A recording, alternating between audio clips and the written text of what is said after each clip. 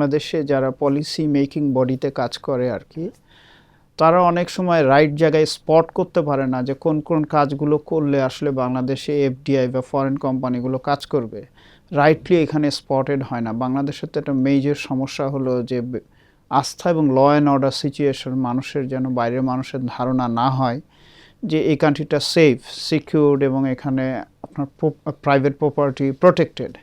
তো সেগুলোর ক্ষেত্রে উন্নতি না করে খালি সভা সেমিনার করে কি আসলে এফডিআই আনা যায়? না, একেবারেই স্পট অন। আমার মনে হয় দুটো জিনিস, একটা হচ্ছে গিয়ে ইনফ্রাস্ট্রাকচার আর সেফটি সিকিউরিটি অ্যাঙ্গেলটা ডেফিনেটলি ইনফ্রাস্ট্রাকচার থাকতে হবে, সেফটি সিকিউরিটি পজিটিভ থাকতে হবে। পাশাপাশি কনসালটেশনের সভা সমিতির আবার দুই রকম আছে, একটা হলো গিয়ে করার জন্য করা, আর একটা হলো রিয়েল স্টেক হোল্ডারদের সাথে বসা।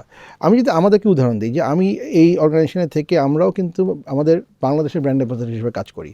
আমরা যখন বিদেশে যাই, আমাদের 220টা দেশের অন্যান্য কলিগদের সাথে দেখা করি বা বিভিন্ন মিটিংয়ে যাই, বিভিন্ন সেমিনারে যাই, আমরা বাংলাদেশকে তুলে ধরার চেষ্টা করি। কেন? যে এই দেশটাতে সেফটি সিকিউরিটি পার্টটাকে গত 18 মাসে হয়তো বা আমরা ওভাবে তুলে ধরতে পারি নাই, বাট বাকি যে জিনিসগুলো ইনফ্রাস্ট্রাকচার থেকে শুরু করে এই যে দেশে লেবারের ক্ষেত্রে আপনি availability of labour, cost wise, production cost and everything is reasonable, এই জিনিসগুলোকে আমরা সবসময় বলে আসছি। আমার মনে হয় রাইট স্টেক হোল্ডারদের সাথে এনগেজমেন্টটা খুবই জরুরি, যে সরকারি ক্ষমতায় আসুক, be it from that side, I mean investor side এবং দেশের সাইড।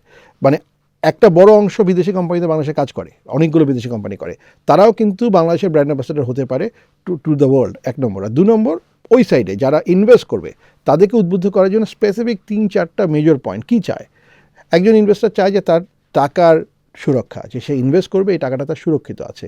সেফটি সিকিউরিটি একটা বড় জিনিস, অ্যান্ড ডেফিনেটলি কস্ট এবং রিটার্ন অফ ইনভেস্টমেন্ট, তার সাথে রিপ্যাট্রিয়েশনটা যদি ঠিকমতো করা যায়, এগুলো সব কিছু মিলিয়ে যদি সরকার, যেই সরকারই আসুক ক্ষমতায়, তারা যদি এই জিনিসগুলোকে মাথায় নেয়, বাংলাদেশ তো এফডিআই না আসার কোনো কারণ নাই। কেননা আমাদের তো স্কিল আছে, আমাদের আরও স্কিল হওয়ার সুযোগ আছে। আমরা গার্মেন্টস সেক্টরে আমরা দেখিয়েছি আমরা কী পারি। এখন আপকামিং অনেক সেক্টর আসতেছে, যেগুলো আর কি গার্মেন্টস ছাড়া যে সেক্টরগুলো।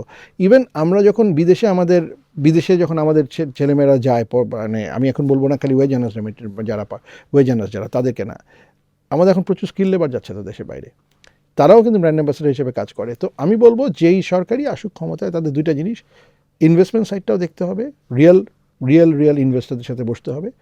সেটা বিভিন্নভাবেই হয়, তাদের বিদেশে যে তাদের বিভিন্ন হাই কমিশনার, তার মাধ্যমে হতে পারে, অথবা ওই দেশের বিজনেস কমিউনিটি। যেমন আমার আবার একটা পার্সোনাল ব্যাপার হচ্ছে, আমি আমেরিকান কোম্পানিকে রিপ্রেজেন্ট করি, ন্যাচারালি অ্যামচেমের সাথে আমি জড়িত। এই ধরনের চেম্বারগুলোর সাথে একটু বসা, কী ধরনের তারা চাচ্ছে, তাদের ইনভেস্টমেন্ট ক্লাইমেটটা কীভাবে চাচ্ছে, কোন কোন এরিয়াটা পেইন পয়েন্ট।